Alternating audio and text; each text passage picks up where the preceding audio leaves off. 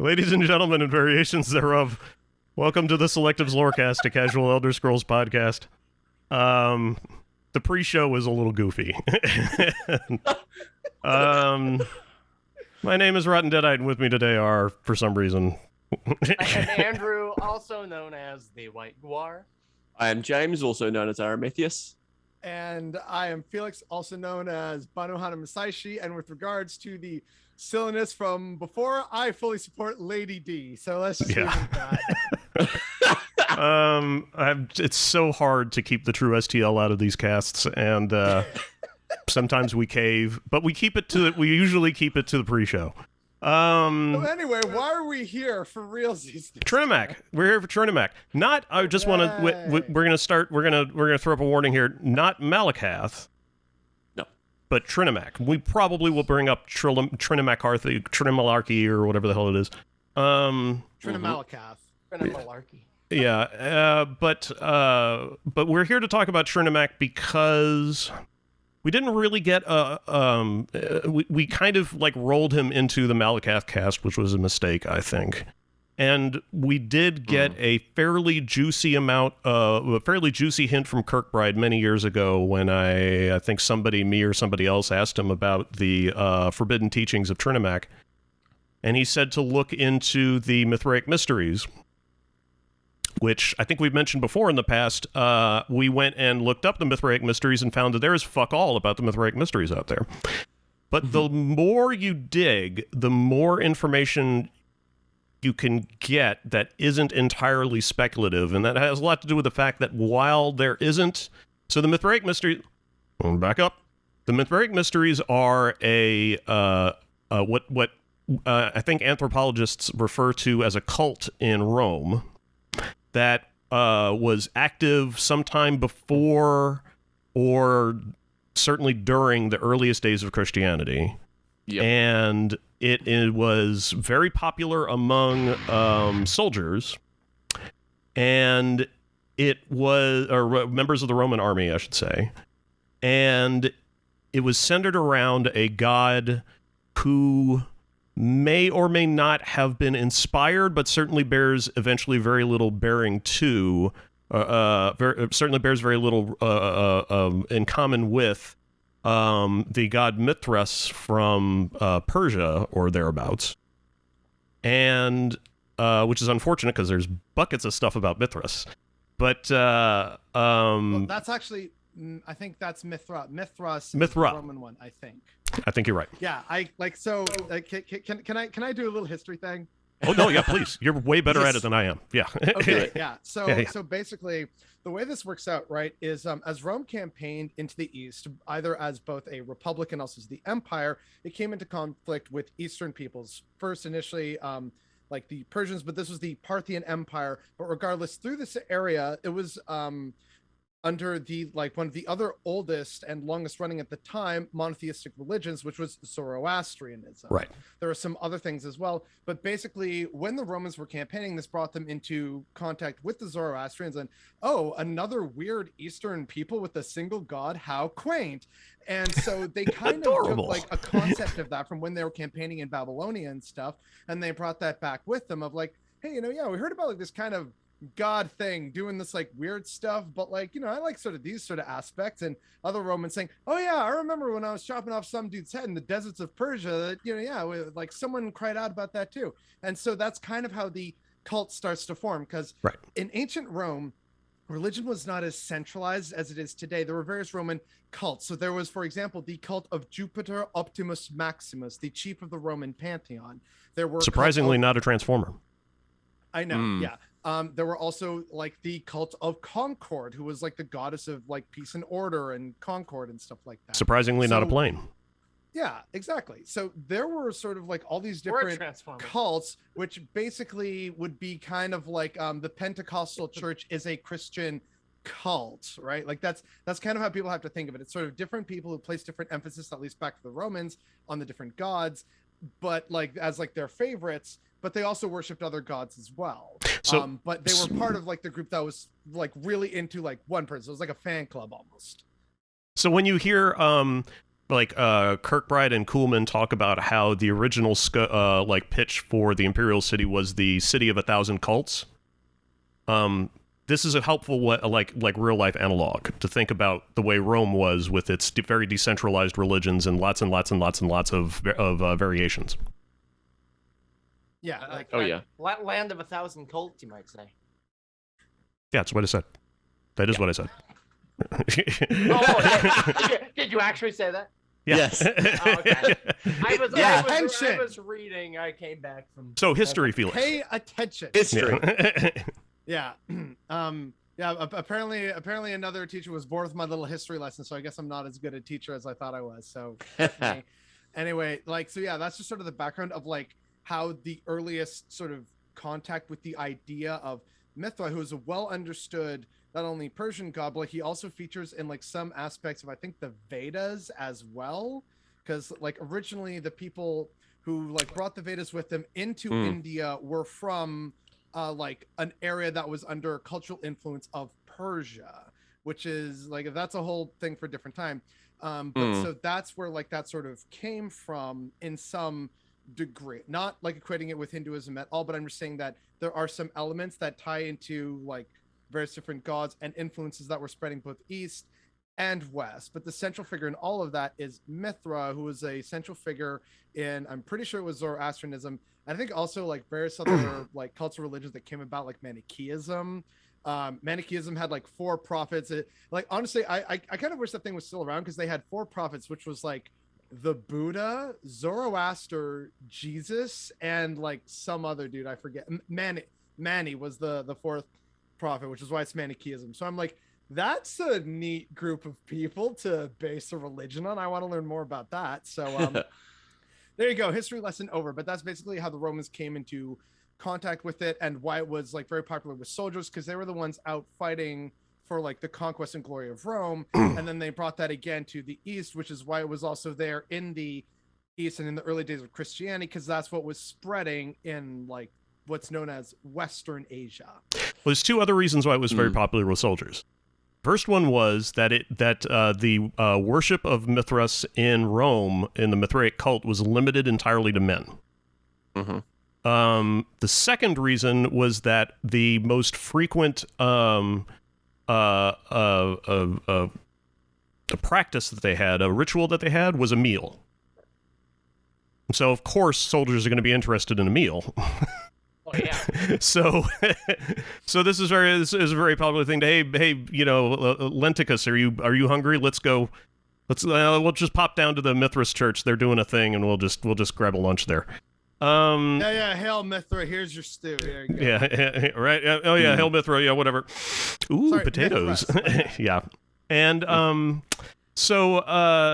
the other reason, one of the other reasons why the cult of Mithras was appealing to people, is that we strongly suspect one of the major bonuses to worshiping Mithras was literally the promise of immortality.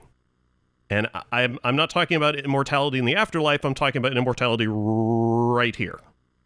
And unfortunately, the only primary source of information that we have about the cult of Mithras comes from literally one document, which is referred to as the Mithras Liturgy, and it is the only textual piece. Mm-hmm. Yeah, we have evidence of remains of temples and stuff, and statues and all that as well. Turoctomy, but yeah, which I'm sure we'll get into. Yeah. And then and so we have this document, and it outlines it's like the script for a ceremony that's supposed to happen that is very, very interesting to me, and we'll go into it in a little bit. But it's and by the way, this is not going to turn out to be a Cult of Mithras cast. Nope. But it might. I'm just saying. Reject modernity, embrace tradition. Yeah, and one of the reasons why one of the things that this ceremony had featured was a meditation and being smeared with a balm the creation of which involved right, James. The creation of which involved mixing up plants of a possibly hallucinogenic origin. Although although the ingredients of this balm change over the years, so we're not entirely sure. And worse yet, they refer to some plants that don't exist either anymore or are called something different, and so we don't really know exactly what they are. But considering that the balm's recipe comes from Egypt, and there are a plethora of hallucinogenic things in Egypt at the time, it's just very likely that it. And also, I think at one point or another, one of the ingredients lists that they found literally lists off a hallucinogen, so like a fungus or something like that. So there's so you get smeared with this balm, and then you meditate, and then you are apparently going to experience a sort of a play where you lift up out of your body and fly into the heavens and observe the what's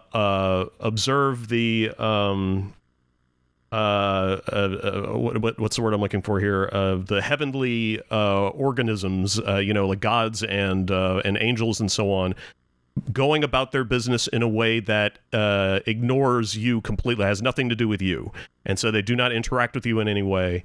And then they will notice you, and you will tell them to, and they'll start approaching you, and you'll tell them to be silent. And there's a lot of proclamations of silence in this ritual. And eventually, you come back down, like after literally out of the sky, and back into your body again. And that's sort of like the. That's the way that you interact with Mithras or with your religion in this particular scenario. But it is like I said, one of several different what would have been many different rituals, but we only have the one. And the only other evidence that we have about the existence of the cult of Mithras comes from Christian scholars, and that's unfortunate because towards the end of the cult's existence, Christians were kind of oppressing them. And if they weren't in the process of, if they hadn't already been absorbed into Christianity, they were basically being wiped out and oppressed. And so, like any good Elder Scrolls scholar, we can read those documents and go, I don't think the author was, being terribly a fan of the cult of Mithras, so we can't really 100% trust what's being said in those documents. So you have to grain of salt almost everything else that you read. The good news is a huge amount of like religious or anthropologists and religious history people are very aware of this, and so we're you can generally get pretty good research out there these days. I know Christians are oppressing people. It's amazing. So the reason why I think we were told to refer to the cult of Mithras is because of who Mithras was, which is, we assume, a warrior god of some kind and associated with the sun, to the point where at some point in the Mithras Liturgy he's referred to as Helios Mithras. And it has to do with the sun, I think. Yes. Helios is the god of the sun. Right. Yes. And so it's because the way I like my lore interactions with Kirkbride is you get a little taste of something, and then you go off and infer. And and so what I think we could do is look at Mithras, is look at Trinimac as a warrior subgradient of Magnus, possibly, or Auriel? Or Auriel. I would go with that, because Auriel is very likely. Because the I think is it the Monomyth or Varieties of Faith points out that Trinimac was almost as popular as Auriel in some places. I'm on the UESP page right now. I don't see a citation for that. It does say in some places he was even more popular than Auriel. Yeah, it's one of those. It's one of those two books. Yeah. Yeah. Oh, not monomyth, because Varieties of faith. No. Yeah, it would be varieties of faith, because Trinimac's a bit too peripheral to be named. Now I think about it. Yeah, because monomyth has more to do with Lorcan and what happened to him, and convention than yes, and how basically it's kind of the same story of creation across cultures, just told in different way with different perspectives on it. But the idea of kind of Trinimac potentially being a sun derivative in the same way that Auriel is a sun derivative, at least according to the Falmer, then you've got some visibility there. I don't think you could necessarily equate it with Magnus and directly, apart from unless you're thinking anything sun related is Magnus. So I have a couple thoughts here. As some people may know, probably Andrew here, I did write one of my pieces for Telmore Independent Press called "The Case for Tall Papa as Trinimac," because MK has said in the past, at least allegedly, I think on like the old Facebook days or whatever, but allegedly MK has said in the past, no, Tall Papa's not, Akatosh or Auriel, and he's not Magnus. So I was there thinking like, okay, and then as I got more and more into the lore and reading even about some obscure gods, I'm like, so wait a second, is it Trinimac? Which is why MK, if you're out there and you're listening to this, or someone says, hey, I know he's probably not what I'm saying. If someone points out, hey, so like, is Tall Papa Trinimac? I would love to get his answer on it, because there is some evidence to suggest that Trinimac is Tall Papa. A lot of it is tenuous, unfortunately, as I point out like in that article, but there is a case to be made. So in terms of the connection, like, because the thing that I remember hearing, and as Chris pointed out earlier, it was about, okay, hey, how do we understand more about Trinimac? Well, go find the Mythic Mysteries. It's like, fucking hell, dude, there's like nothing here except like a book and some propaganda. So and so you're kind of left with, okay, so what can we infer based on what we know about the Romans and some of this other stuff and the history around it? Now, in that article, I make more connections with like the Persian Mithra, and so now I should probably do a follow-up pointing out why that's wrong. But in terms of what we know and like the heliocentric aspect of things, that has to do with also like culturally a lot of gods in the past becoming associated with the sun. So like there were several things. So Mithras became associated with the sun. There was also, I think, like they associated the Egyptian god Ra. They managed to assimilate him into like, that's actually Ra as Jupiter as the sun or something like that. Like there were varieties of ways for them to basically make a sun god, because the sun was really important, which means I got to talk about astrology real quick, because not Chris, hang on.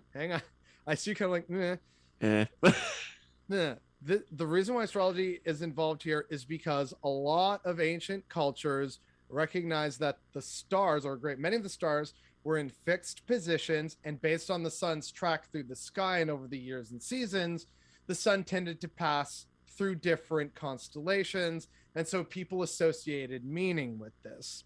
And so the Turoctomy, which is the big thing of the cult of Mithra, which is why it's like part of the big feast, is it has to do with a figure nominally attributed to be like not Apollo, because that's the Greek one, but like the Roman version of Greek Apollo, as the sun god, slaying the bull as he looks towards the rising sun of springtime, because that was when the sun would pass through the constellation Taurus. Right. Yeah. So so I guess now we should talk about the Turoctomy a bit. Right. Yep.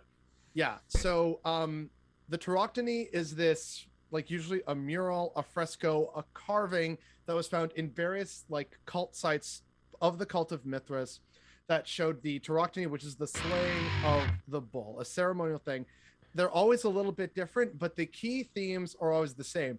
And my inferment there is based on also the monomyth. It's like same kind of key players and concepts, but it's all a little different depending on where you are and who you talk to. That's the thing to keep in mind here. So what happens is there's a dude, usually in like a Phrygian cap, which is kind of like a toque, but a bit different. And he's slaying this big bull while he's looking usually to the side, above, or behind him at the rising sun. And again, like I said, that had to do with the sun passing through the constellation Taurus. Heading towards the bull's testicles is the scorpion, which is symbolic of the constellation Scorpio. There's also, like, I think a dog in the fresco that's going for the bull's ankles. And so there's all these different animals that were actual representations of constellations that the Romans knew that was put into this sort of life fresco as an understanding for the greater cosmic significance, which is also part of why that ties into the sun and why he became Helios Mithras, because they kind of like the inferment here, at least as I understand it, I'm sure people may disagree with me on this, but the way I interpret or understand this is that probably the likely way that the Romans came to understand the whole immortality thing was strength of bull, pay attention to all the different constellations, the role in which they play through the eternal cycle of the heavens and the eternal rising and setting of the sun. That is the way to actually achieve immortality, which is why he's now Helios Mithras. And by understanding these and like taking the bomb and ascending to the heavens to commune with these gods and take vows of silence and begin to understand through meditation and feasting with your fellow soldier, warrior, combat bros, to understand this violent cycle and to then become one with the heavens. That's my core interpretation, at least. Sounds right. And it's most noteworthy is the idea that Mithras, in engaging in the slaying of this bull, marks a transitional period in the same way that, for example, Trinimac slaying Lorcan marks a transitional period in the evolution of the Kalpa. And Lorcan is often depicted as like a snake, often, or I mean, so if we were to take the snake and apply that as a symbol in symbolism, if we were to take the snake and the bull, so if the bull is really common in real life mythology and symbolism, the snake is very, very similar in the Elder Scrolls. The snake appears in almost every culture. The snake has some kind of mythic significance. So I mean, thinking about the statue of Talos, for example, where he's slaying Orky. Same kind of thing. He's got the snake right there, and then association with dragons. I mean, we got a lot of connections here. That, I mean, if we just transpose the bull for the snake, it's I would also go a bit more directly, because if you go, I mean, I know Deadite's potentially a bit against this, but if you do look at the Persian Mitra, and their pantheon. The bull that is being slain is potentially associated with the moons. Now transpose that into Trinimac and Lorcan. Right. Yeah. Lorcan is the moon god. Yeah. Yeah. Oh, that's sexy. Also, there was like, I think in the Persian Mithra or like Mitra, there was also like mention of like the mountain that like holds up the world that is also at the end of the world or something like that. And so like there's a lot of really fascinating stuff, and and like all the waters actually flow from this mountain, and only by ascending to the top can one like see God and achieve enlightenment or something like that. Like, that feels very vibes going on. That's very, very adamant here. I would also kind of, I'm curious to, and I think for the kind of comments about who Tor Papa is, I'm fairly certain MK spoke about it in the second episode of this cast when he was on. Most of that talk is Lorcan, but I do remember some Tor Papa stuff going on. Mostly that Tor Papa isn't meant to map onto anything, but I like the idea of Tor Papa as Trinimac because quite apart from anything else, Tor Papa squashes Sep with a big stick. at the end of it all.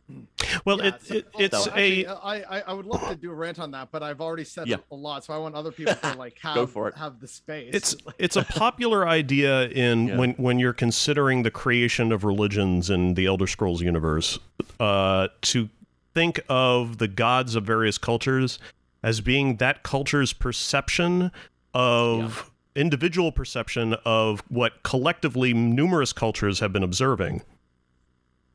From and what they're observing are these events or abstract entities interacting with each other, or less abstract entities made abstract by the wibbly-wobbly, timey-wimey nature of the universe at the time, or all sorts of things. But basically, the way I like to think about it is, it's a lot of different, disparate cultures experiencing the same dream, and then waking up and saying, this is what I think happened.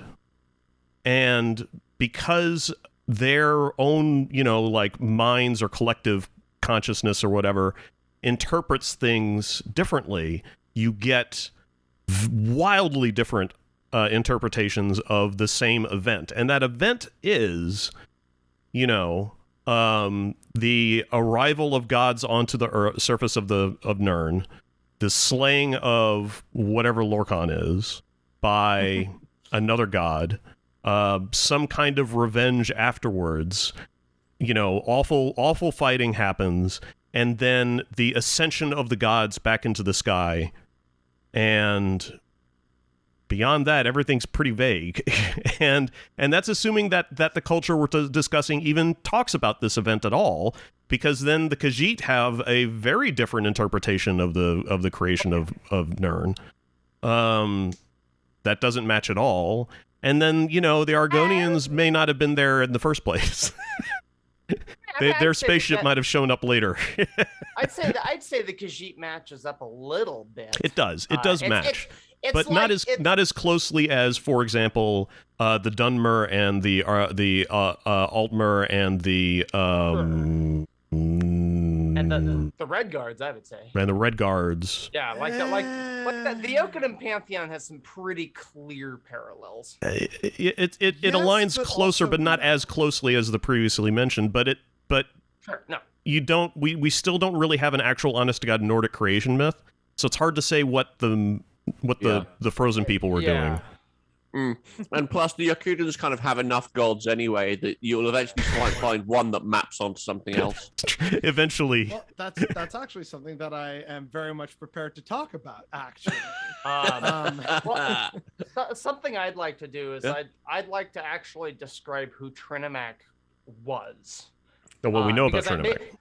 Well, yeah, but what we know about him, because we haven't really gotten to that part yet. We've talked about kind of the background, probably should cover the real life, inspirations, and Kirkbride has said, look at Mithras, but we do know that he is described as an Etata, so he's one of the original spirits. Let's see. He's called the Warrior, the Paragon, and the Golden Champion. Those are some of the names that are applied to him, and the Shape Taker, which is interesting. I can answer that. Do it. I want to hear it. Yeah, go for it. So basically, the Shape Taker I'm inferring has to do with the whole thing. It's mentioned in, I'm pretty sure, the Altmer Pantheon, like creation myth. And I think possibly the Bosmer one as well, and the Breton one as well, where basically it says that no one really had a lot of form or meaning until Ariel came around and started to sort that shit out. And so, which is why like the original spirits were kind of like, oh, we're all like formless voids. And Ariel's like, but like, I'm the god of time. And so that requires like some kind of definition, and then the gods had awareness, and they were like, no, fuck, take me back. So maybe Trinimac was one of the first ones to be like, well, here's the shape I like. I'm gonna which like kind of ties into the Yokunin pantheon of like spirits. There was the worlds, no room to even be. It was a violent, chaotic time when things started to move, which is why we'll actually get into why like the Yokunin pantheon is actually fundamentally very different in a lot of ways, and especially in terms of the cultural outlook, but that's for later, or perhaps even a different podcast entirely. But that whole like element of the spirits weren't really fully aware of how things were working, and then like Satak bit his own heart, and then he shed his skin, and the world was reborn anew as Satakal, and the spirits were like, oh, so this is how it works. Okay, cool. Still fucking sucks, but at least now I understand this shit show. Yeah. And thus the walkabout began, and the spirits learned how to bypass and do all the cool walking at strange angles thing. That kind of came from that stuff happening.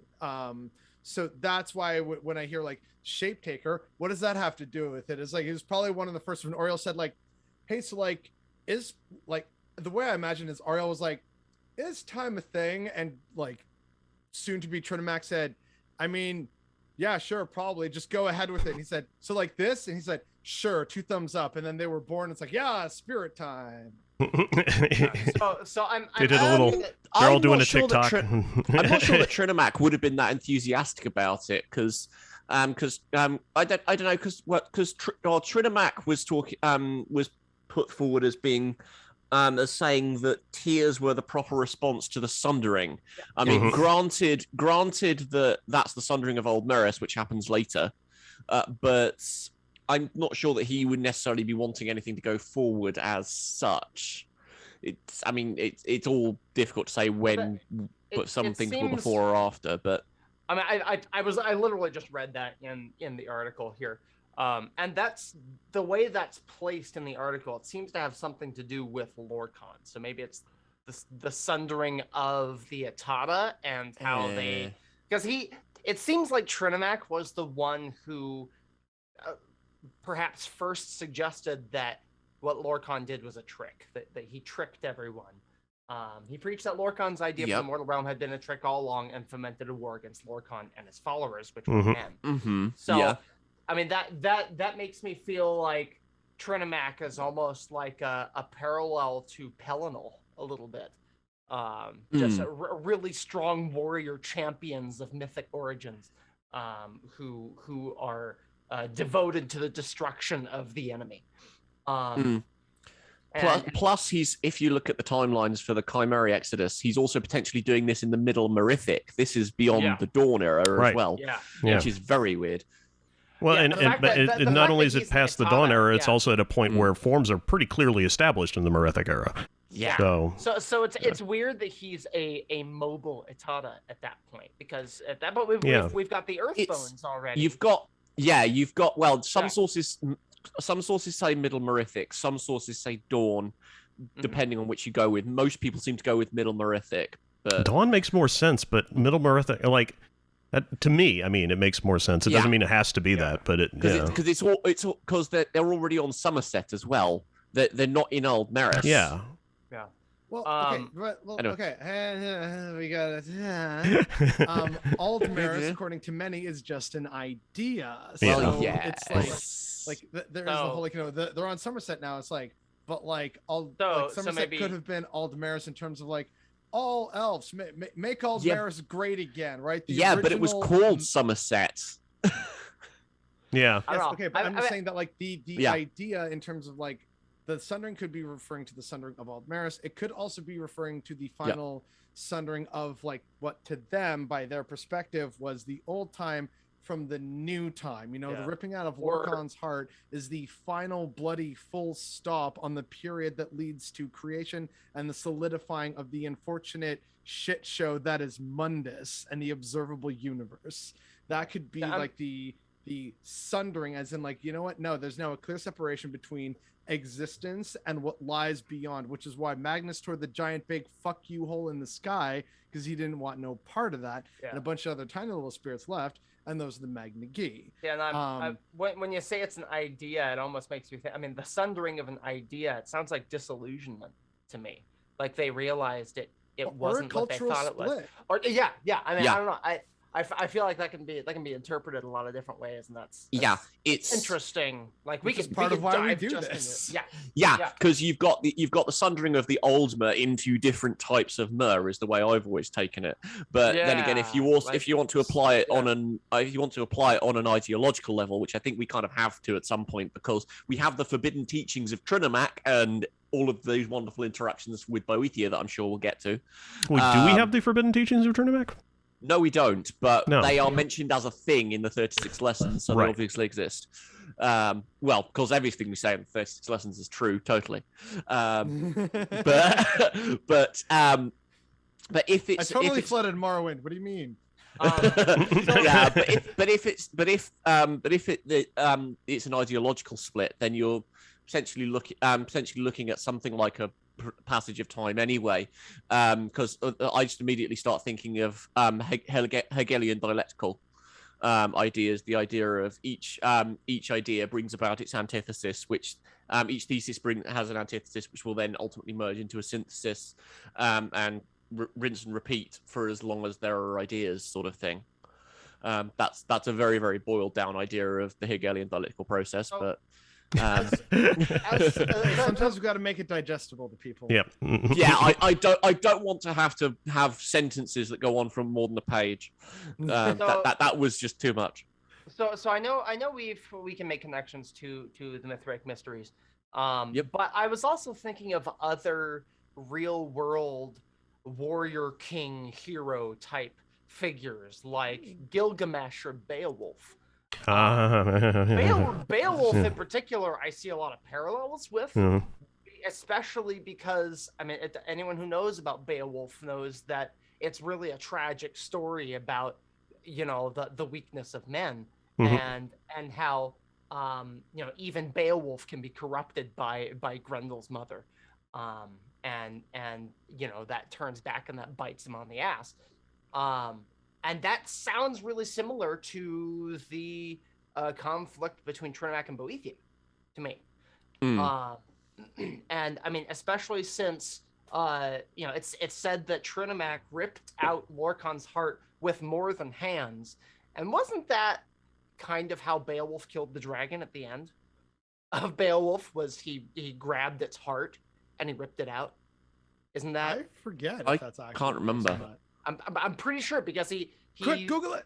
It gets like an opening in its chest, and he reaches in and he rips out its heart, and he dies in the process. And then I think like his Thane or whatever becomes the next guy, but he also made a deal with Grendel's mother, so it's just like a continuation of the cycle. Talking about killing the dragon? Yeah. Wasn't that how he did it? He ripped the heart out.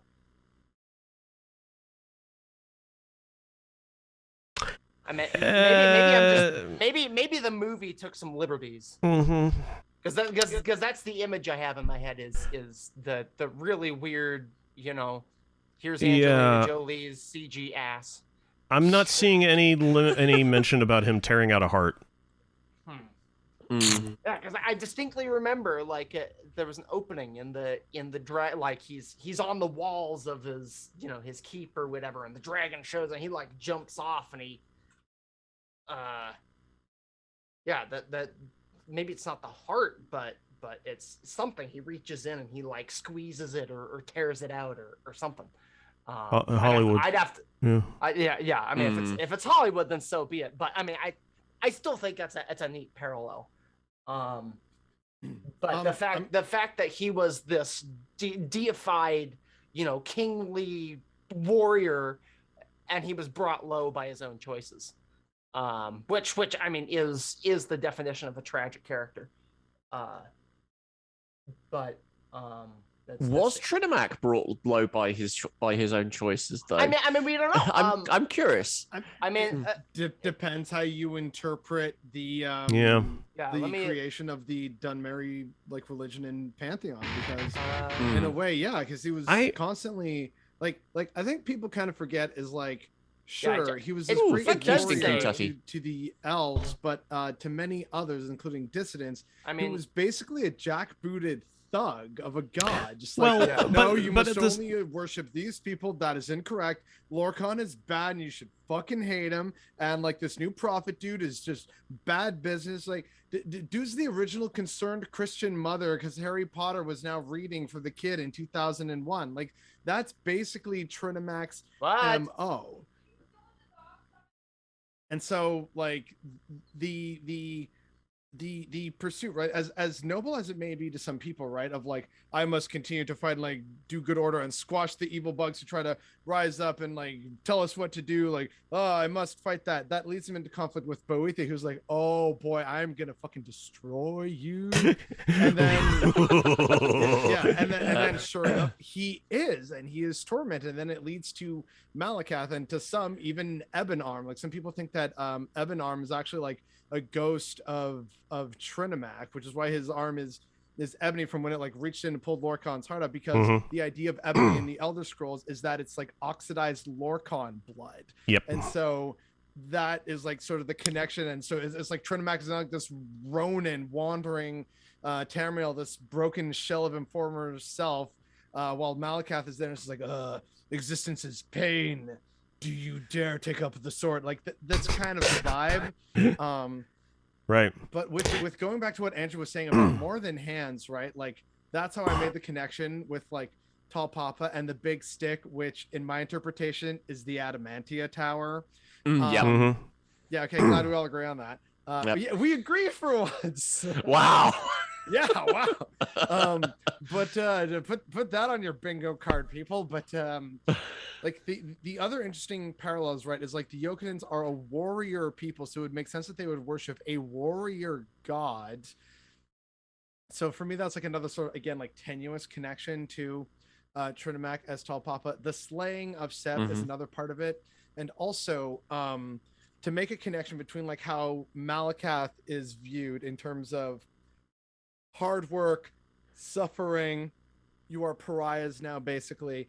That's kind of what like Tall Papa does to the Red Guards as well. He recognized like, hey, like he like, you know, Sep is getting really jealous, he eats spirits, and Tall Papa's like, oh, god damn it, not again, and reaches into his mouth and pulls out the spirits, like, be careful of him next time. And like this sort of goes into like what I was saying earlier about Andrew, like, oh, the Yokonan Pantheon is similar. It's like on the surface, yes. If you start to actually question and evaluate what it is, it's fundamentally different and in really scary fucking ways, which I'm gonna get into if we can. Because like that's what happens. And then like as Sep starts to create the skin ball, Tall Papa doesn't stop him. He shakes his head and tells people that it's a bad idea, but you know, whatever, you're free to make your stupid fucking choices. And they do, and they're like, wait, no, we're trapped in mortal. And Tall Papa says, yeah, well, tough shit. Find new ways to reach the stars. I fucking told you. Another story related to Tall Papa is that when Zet, the god of agriculture to the Yokodan, so it's like, oh, Zet, Zenithar, that's very similar. It's like, yeah, okay, but we'll get into more of this stuff.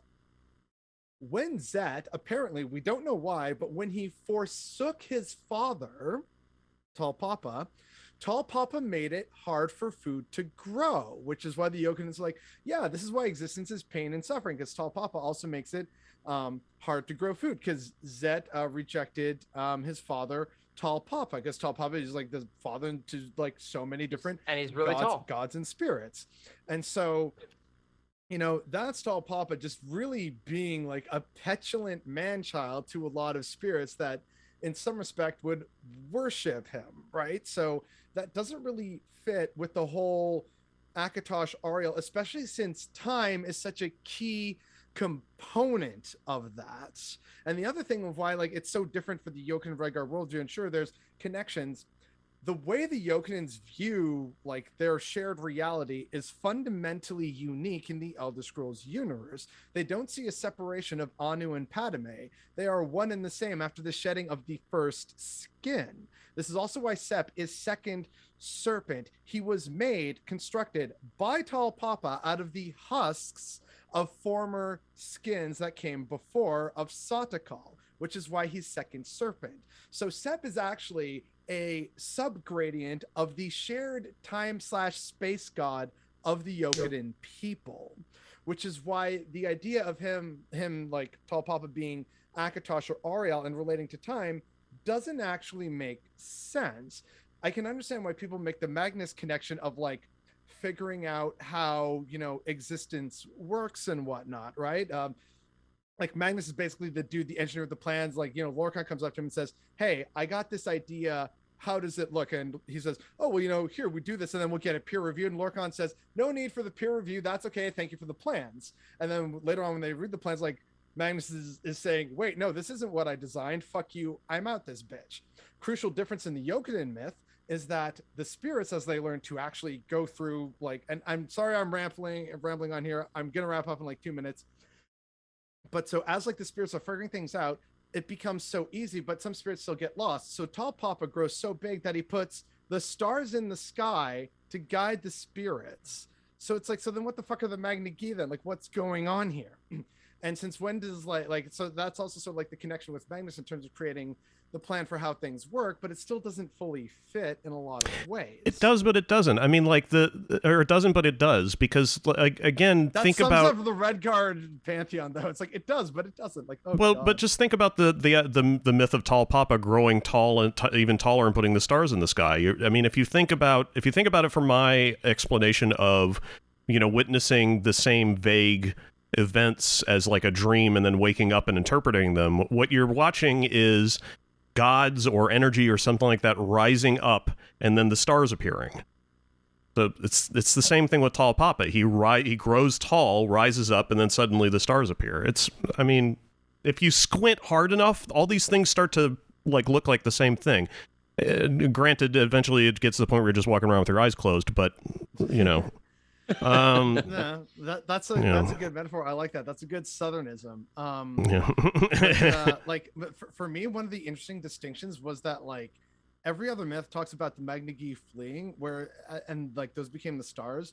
The Yokunin monomyth is different in that it shows like, I don't know, Tall Papa put those things up in the sky, and I'm like, so wait, so like what's going on here then? Like that's a pretty big divergence in my opinion. To me, they're similar enough because you can say, well, that is a way out. Look, those spirits left. That's how they did it, because they ran away. They ripped holes. But they didn't say that the stars were spirits. The stars helped guide spirits to the far shores. Yeah, they guide by saying that that's what the spirits did, and therefore you go likewise, and you will also get to the far shores, assuming far shores is Aetherius.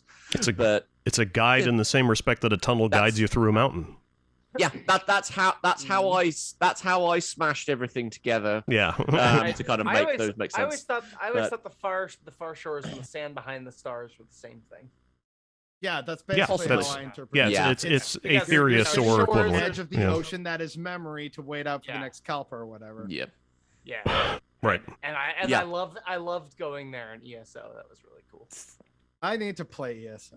Yeah. Are you not playing because your machine won't run it? Is that the problem, Felix? No, like I think like first of all, I think my machine like I need to just like clean out some dust from it because it's been a few months. And also like I think maybe I just need more memory.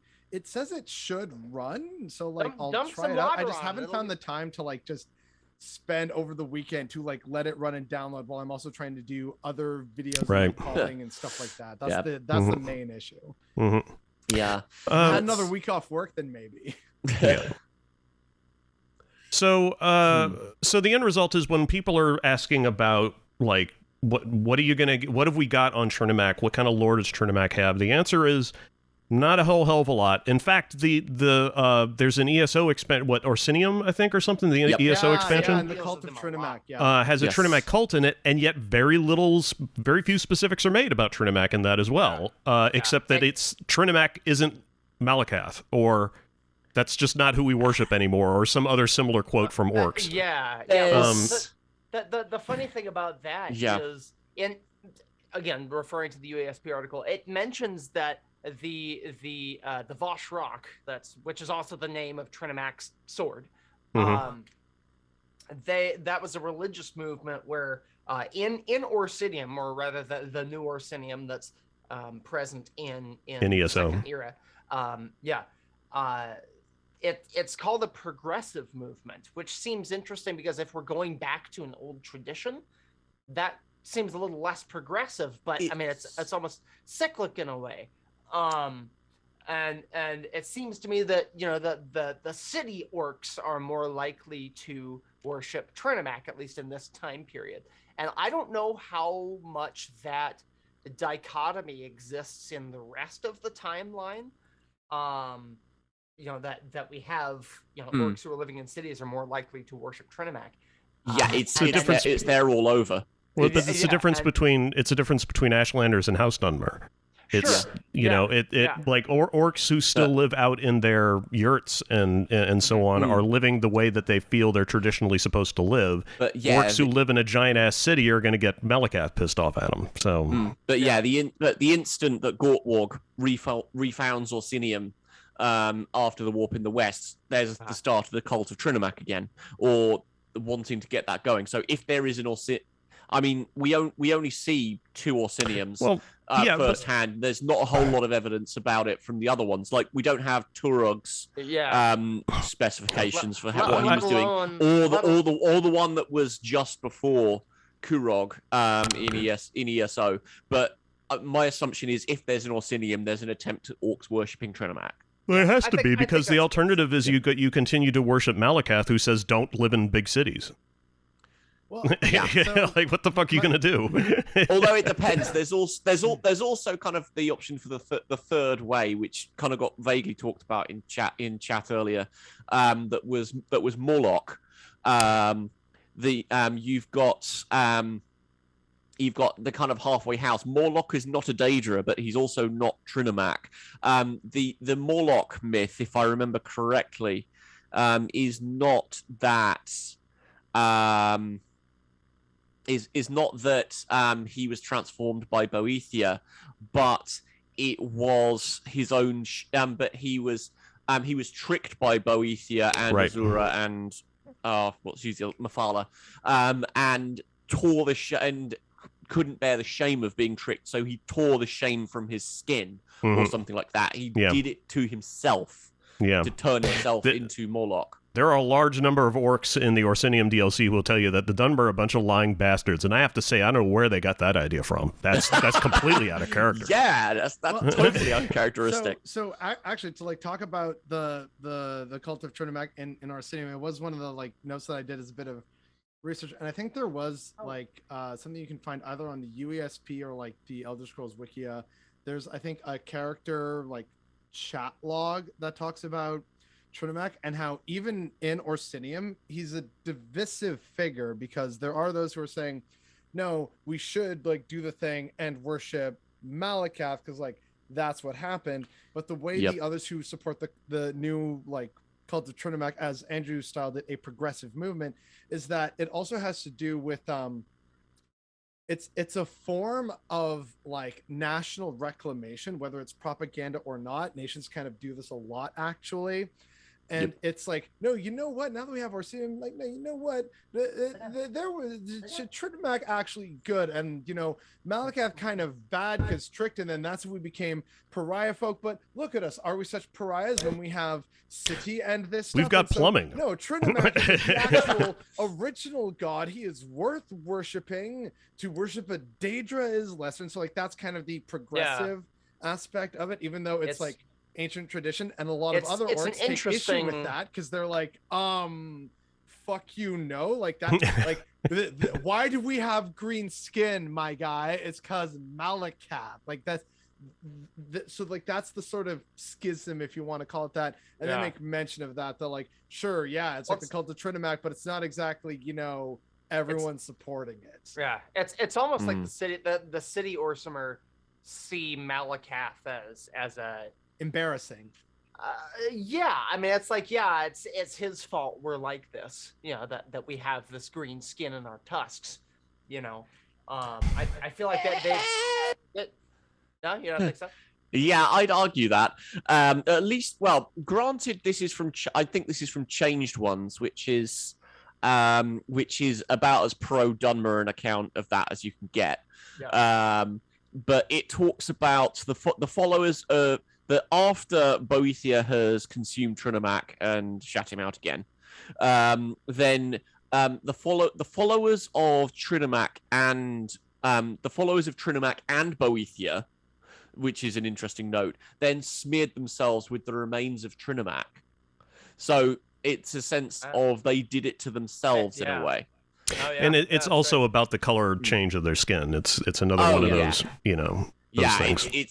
I read it almost as a tribunal revisionist thing, trying to have another cover story for the change from Keimer to Dunmer. Well, speaking of the tribunal, there have been some good comments in chat. Someone did point out that actually, no, according to ESO, it was Moloch for the city orcs. Yes. So okay, whoops. And also, I thought it was Trinimac. Well, where did the Trinimac cult start then? In it's been forever since I played Orsinium. It was explicitly something that Kurog started. He kind of co-opted them as a power play, Orsinium in ESO was his kind of idea, but there's a little differentiation between the Trinimac extremists and the rest, which forms the political basis for all the skullduggery that goes on there. Also, the other thing that someone in chat brought up was they just said, especially if we take Trinimac being eaten by Boethia as being consumed by betrayal and indeed becoming Boethia before splitting in two. So that's another way of looking at and interpreting the death of Trinimac and birth of Malacath, as it were. So like chat is doing some good stuff today, gotta say. Yeah. And then last comment that I can see before going down chat, because like I said, chat paused due to scroll. Big quote about Trinimac was about to strike a mighty blow and Mephala appeared and stabbed him in the back. As Trinimac kneeled, wounded by Mephala's treachery, Boethia gloated and cast a terrible ritual to scar and twist his appearance, then cast him to a place of choking air and ash. Trinimac, enraged by his failure, was reborn in blood as he sliced open his own chest, tearing the shame from his spirit. Moloch, the god of curses, rose from the ash and cursed Boethia for his malice. Yeah, that's the verbatim quote from the book Morlock Orcfather. Yeah, and that's some good stuff. And also, hey, parallels to Lorcan,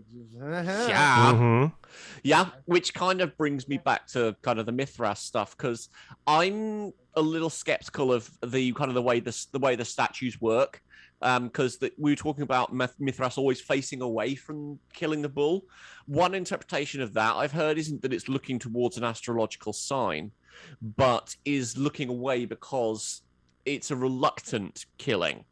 I don't know quite where I heard it, but the idea of Mithras not wanting to slay the bull, which just makes me think, hang on, is there some aspect of Trinimac that is potentially in on what's being done to Lorcan, like the idea in some sects of Christianity, the idea that Judas Iscariot was a plant. That he was fulfilling his role and everything else. The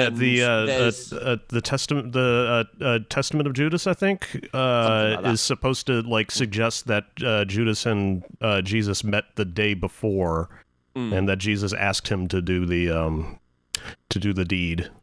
That's kind of backed up in the canonical four gospels, because it's the almost very public, whoever takes the bread from this bowl will betray me, and then Judas takes it and immediately leaves. So there's some. Why would he take it if Jesus just and you've also maybe he said it really fast. When he saw Judas reaching for it, he's like, "Whoever takes something like that bowl is going to betray me." And Judas is like, "Oh fuck! I just took the goddamn it!" And that's when he stands up and leaves. I do like the idea of the Judas heresy, if you want to call it that. Of no, actually, see, Jesus gave me his true message, and the kiss was like a farewell, because oh no, my beloved leader, and I give him a farewell kiss, and he couldn't live with the shame, which is why he killed himself. That there is something kind of interesting there. Oh yeah. It's fun, it's fascinating, it's a great bit of apocrypha. How true is it though? Because of course, if there was a person who betrayed someone, no, see, it wasn't me, it was them, because they didn't understand my big glorious vision, they held me back, they're the traitors. It's okay, But All there right, is man. also, but there's also, and to back that up as well, it's another line from I think it's the monomyth, talking about Lorcan being separated from his divine center, sometimes involuntarily, Yeah. which means that sometimes it was voluntary. Mhm. So, Which again sounds a lot like, Trinimac pulling his own, shame Yeah. out. I mean, it's Yeah. yeah, Mhm. There is an interpretation that I wanted to discuss, and that was the relationship between Trinimac and Ebenarm. Yeah, I touched on that briefly, but Yeah. please go into detail. Yeah. So there's a theory, and whether I subscribe to it or not is irrelevant. The theory is that when Trinimac was eaten by Boethia, it was actually that's a metaphor for procreation. So Boethia and Trinimac did the deed, created Malacath as their son, and out of shame, Trinimac left and became Ebenarm. He ripped out his own shame, which is Malacath, and Malacath is kind of assuming his role in in the society of the now Orsimer. And so Trinimac said, you know what, fuck all this. I'm gonna go, be my own warrior with blackjack and hookers. And so we end up with Ebenarm, and he becomes this bitter, just angry, and we don't see a whole lot about Ebenarm in, at any of the games after like Daggerfall. I think Ebenarm is present in Daggerfall. But the idea, I mean, especially considering that Trinimac is called, was it the Golden Champion? Is that what it was? Let me go back up here. Yeah, the Golden Champion, whereas Ebenarm, oh stop. I don't know if you can hear him whining. Yeah, the Black Knight versus the Golden Champion, like they're diametrically opposed. And so, if you take that shame that is Malacath from Trinimac, then you end up with Ebenarm, something like that. That's kind of the gist of the it's theory. kind of the idea of slaying Lorcan is a thing that changed Trinimac as well.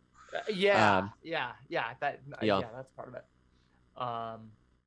Yeah, because he's got a huge, he's got an ebony sword fused to his right arm, which I mean, we don't know what the name of that sword is. It would be interesting if it was something related, because I think Penitent. Is there actually a sword like that you can get that's ebon arm, or like, because like I thought like there was Goldbrand and then another sword, which there's Elton Brand. There's Elton Brand, which is actually an Easter egg because it refers to a football player for like the Blue Devils back in like the late 90s. But I don't know. Let's see. Actually, if I put sword, if I just control F sword, ebony warrior armor or a hidden sword. Yeah, there are only two uses of the word sword in the article here. And one is that he has a sword fused to his right arm, and then another is in relation to the Khajiit interpretation of an unnamed dark spirit born from Azura's grief after the death of Fatima and Lorcaj, which sometimes appears in songs of the Black Panther, a warrior in ebony armor, or a hidden sword. There's a lot of hints at mourning within all this, but I don't know whether we necessarily want to necessarily want to dig into that right this second. And there's some kick-ass concept art for Ebenarm on the Ebenarm USP article. Like the top ones are just dope. I'm just gonna share the link here in chat. So. Yeah, but you're right. There's some sort of procreation or something going on there, if that's the case. Because because whatever happened the Boethia Trinimac meet, we've now got more entities than there were before. Yeah. So you've got Ebenarm, you've got and you've got Malacath, and you've potentially got Morlock if we're choosing to think of those as different. And then we have the connections between like Arche. In this, because Orky and Arche and Malacath, like there's a real straight connection between those. What that actual connection is, I couldn't say, but there is some kind of relationship. Yes. For those of you that want to actually look into that, there was a theory way back, like 2012, 2013 sort of time, called Trinimal Arche. That was explicitly trying to link the idea that that Trinimac became Malacath and or Arche and all together at some point after the encounter with Boethia. There's part of me that almost also wants to link this. I'm just more because of the title of it than anything else. I don't know how much the ideas of the Saisi creation myth were in someone's brain when the encounter between Boethia and Trinimac was being conceptualized, just because the phrase "we ate it to become it" just sticks in my skull as something that's interesting. Yeah, well, actually, funny you should mention that. Todd Damrath actually made a really good observation about that years ago on Facebook. In one of the Elder Scrolls groups, I forget which one. There were a whole bunch for a while, especially post Skyrim, and he made a connection that basically Boethia is one of the chief gods or goddesses in the new pantheon of Akavir, precisely because of that notion of eating and consuming and snake-like behavior that she and possibly Mephala and others are leader of the snake people, which, as he and I talked about a bit, could also be red guards who basically jump to the next stream into Akavir because it's hey, we worship the giant snake Satakal, and the Stacey were you're in. Plus, well, all the Dunmer because the face-snaked queen. Yeah. Yes, exactly. So these are things we talked about, but definitely that Boethia was a major god and figure precisely because of the we eat it to become it and consuming Trinimac. And then there's also the idea of consuming language and words or something like that. I think in the Argonian creation myth. So there's some neat stuff that's happening with that as well, that some people have made parallels to Boethia and also the Saisi as well, and stuff that they would pull from the aftermath of what happens to the current dream, basically. Leftover bits, as we even see in Coda with the history there just being what's up, and Jubal's yeah, okay, you can stay, and history is nice. Hi, I take lore very seriously that I shitpost a Tree saying nice and giving thumbs up and the big fuck you hole in the sky. I am a very serious academic person. Yep. Absolutely. Well, anyway, I mean, we're kind of at the ass end of it. I mean, if you want to know everything we know about Trinimac, you pretty much just heard it. There's not much else to say other than if people want to hear a bit more heresy about Yoken and Pantheon, but that could also be for another time. I'm happy. I brought up everything I wanted to talk about. So. Yeah, and some of y'all brought up stuff that I was going to bring up or touch on. So I'm just kind of curious to just to see if we can kind of tease out any relations about the teachings of Trinimac, assuming they are a thing. Well, unfortunately, we don't have much from Mithras about that. No. Which was the first thing I was looking for because I wanted to know what the forbidden teachings of Trinimac were, and I wasn't really able to find any. So one of the things that, if you want to speculate wildly about what Trinimac's teachings were like, the easiest thing to do is just think about why the Dunmer would have forbidden them. It could literally be as simple as because Trinimac killed Lorcan and was an enemy of Boethia and therefore and a liar and a thief and etc. when the Dunmer reveres someone like Mephala, what could they possibly forbid? What could be so bad that they would want to forbid it? Well, I mean, that's what I'm saying, is that it's probably a very basic, cultural thing about, Trinimac would have guidelines on how warriors should meet each other in battle, and there should be lots of honorable, bashing of shields and no sneaking around and don't use poisons and etc. and all the other things that Dunmer just fucking hate. Honor, chivalry, kind of. Be a good sport, kind of shit. But I would actually Felix has a spanner to throw. Oh, okay, go ahead. That could just sum up half my appearances on this podcast. Yeah. Someone says something, Felix raises his hand, a spanner in the works. Yes. But sorry, please continue, Chris. Well, I was going to say that it would, maybe. I was going to say that it doesn't necessarily have to be the case that it would be a whole bunch of things that culturally the Dunmer would object to. It might just simply be the source, that the Dunmer just simply don't like, the idea of anything that Trinimac would teach. They just don't want anybody, reading anything in there. And even if those ideas were aligned with the Dunmer, it would still be forbidden that you should read the book. It also doesn't necessarily invalidate the concept in it. That might not necessarily mean that anything that is in the Forbidden Teaching of Trinimac is therefore not legal, air quotes, in Velothi culture. It just means that the teachings themselves, the books, are forbidden.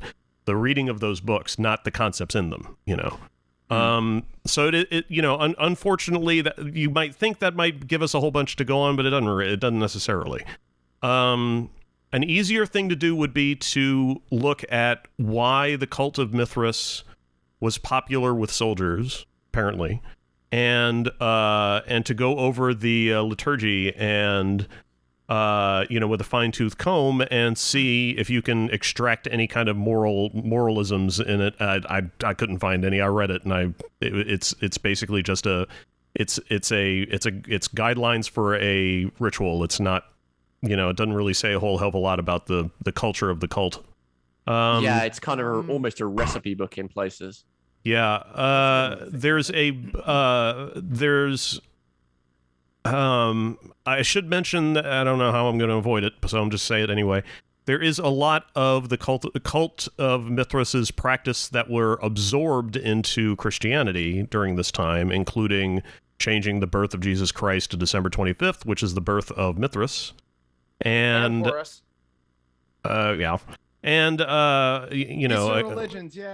Helios, sun gods, and etc.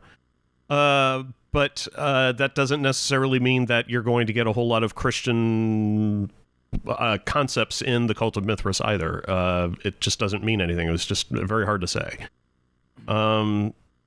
So I remember at one point or another, what I was doing was I was sort of speculating that the in just sort of a general sense of what would be the things that an Altmer warrior god would teach people, and I started looking up all kinds of things like I think there were some of never mind. It'd take me forever to find the document, and I'm just not gonna. I don't have it handy, so I won't go. But Felix, did you have something to say?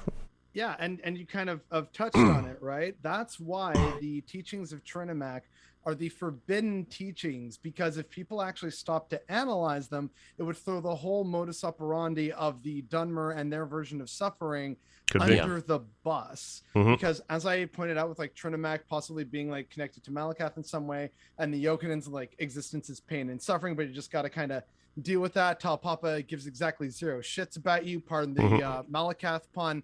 But like that could be like part of how that's tied together in terms of, and I see you smiling, thank you for getting it. So like that, if we actually start to think about, like, we may not have the actual sources on it, but if you think about, Beowulf was right because the Altmer were weak. Well, wait, then why was like one of the most popular gods a warrior god who killed Lorcan? Shut the fuck up, stop asking questions that make sense. And like, that's kind of how it starts, right? Because then you see he's also preaching about no, honor, duty, the right thing is rarely the easy thing. You must stick with it. Mhm. Work Said through the pain. duty. You will like it, and that'll Mhm. make you stronger for These it. things That suddenly gel makes it really look well like, with Dunmer. Oh, Yeah. wait, Mm. hold on. And so that explains the plot Bible with you to be like, oh, I recognize an opportunity to basically truly ensconce myself within the halls of cosmic power. And even in the next goddamn dream, if I kill this asshole, and I'm going to go do that because I'm the Prince of Plots, baby. And Yeah. so, like I said, I take this very seriously. And so, you know, that causes the whole myth of like Beowulf and the anticipations, the reclamations, depending on what area you're in, to completely fall apart if you start to evaluate who Trinimac was and kind of his faith and his outlook, and how that actually would mesh really well with like what would become Dunmer, or rather Chimer philosophy, especially if the Chimer are the changed ones. And in many ways, Trinimac himself was changed into Malacath and led to the pariah folk. Like, there's actually a lot of stuff, just even on the surface here, that would make a lot of decent connections for the Dunmer to be like, you know what, like, why not? Yeah, why, Ultimate culture, sure, not so we can bad. we can Yeah. start working Trinimac again. He used to be really popular back in the Mhm. day. Dude's got some good ideas. We can still go live in like ash pits and stuff and like be good, honorable people. And there's We the danger could- like, no, yeah. no. No. Lorcan good, actually. We got to kill this guy. Like, Mhm. that's why it's the forbidden teachings. Because if you were a Dunmer growing up in like, I must eat bugs and suffer and die, a worthless fucking peasant, and then you read Trinimac's teachings of like, you must suffer and die and be a good, worthless little peasant. It's like, wait, why am I worshiping these assholes? This dude also says the same thing. What's the Mhm. difference here? Yo, Beowulf, I have some issues. And Yeah. that's why Beowulf is like, stop asking questions. That's why that it's make forbidden. sense. Beowulf was trying to clean up his inbox, and it's just like really sick and tired of people But that constantly is fucking probably answering what the this, forbidden asking the same teachings were, questions. Is that in many ways it's just It very makes similar sense. to what the three were saying. Well, I mean, and plus the reason why I like that theory is because it just lends more of a sort of a grim, dark, pessimistic, flavor to Dunmer culture. It makes them more assholes, which I'm all for. like they weren't already the biggest assholes. The biggest assholes in all the of whole damn existence. plane, and now that and this just one more fucking shitty thing that they do, which is great. Yeah. Yeah, it's I'm also kind of I also want to just draw a rough parallel with the kind of thinking about what the teachings of Trinimac. I think they've possibly been forbidden for so long that they've been forgotten even amongst the people who worship them. Because just looking at the cult of Trinimac motifs in here, so normally the motif pages, when you look at them, they go into a bit more detail around. Yeah, they have the flavor text. Yeah, they have flavor text, which then go into a bit more detail about what the rituals of a certain thing is. We get a bit more about the Sijic order from the Sijic motifs in terms of praxis from those. It's in what bits of the 12 forces are like, or the 11 forces, sorry, are likely to be, and that sort of thing. But you look at the Cult of Trinimac stuff, and there's not a whole heap about Trinimac in there. There's some symbolism about the inclusion of ebony in places because of what he did to Lorcan, and just doing things in memory of the Golden Champion, who is Trinimac. But several of the pieces are talking about things that orcs have done. And they're celebrating specific orcish heroes, which makes me think that a lot of what the Cult of Trinimac is actually doing is rebuilding religion whole cloth, because they don't have a lot to go on. Just purely based Interesting on that. idea. Yeah. I can't really disagree with that. I think that's entirely like possible. Yeah, that maybe Trinimac wasn't around long enough to really impart a huge number of teachings. I'm not sure that would necessarily be the case now I think about it, because he did have a large following. But that doesn't mean that he had enough time to build. Yeah. Well, actually, no, you're right. Yeah, it would. Unless he just spent a whole lot of his time in Somerset, just kind of posing and saying, look at me, come along and hang at the beach, and I might think you're a cool kid for a while, sort of thing. Oh, you're suggesting Trinimac's a bro? He works on his tan and he lifts and. Well, if there's no sick tan, bro, come get some sick gains with me. Free gym at the beach, crush and grind, bro. Bro, abs are made in the kitchen, bro. You're doing it wrong. If he's popular but has no substance, what is the other option? Yeah. Oh my God. It's all Trinimax ornamental Kardashian. muscle, man. It doesn't really mean anything. Thank you, James. Excellent. I've reduced Trinimac down to a Kardashian. Yeah.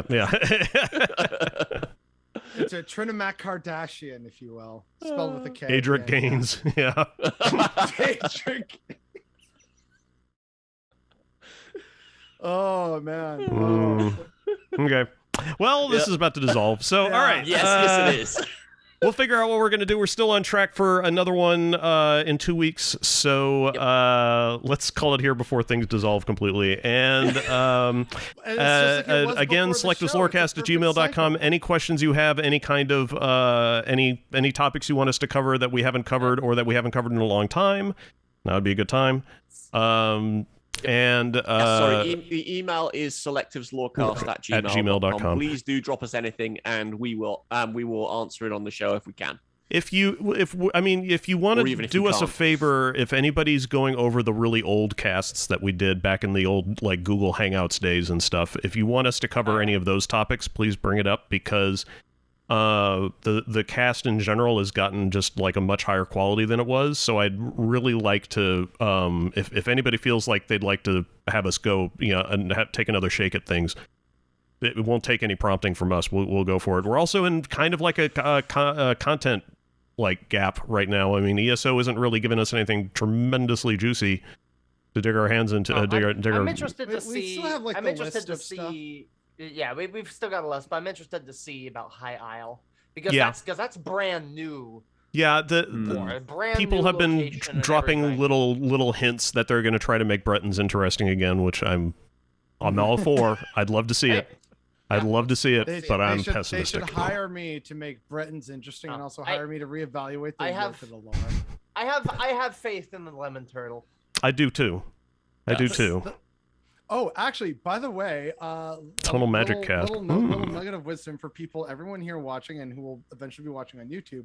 I remember one time I just asked Lemon Turtle online on Twitter, hey, so me and some friends were talking about like Trinimac and whether he's like, Ariel or Akatosh or Magnus.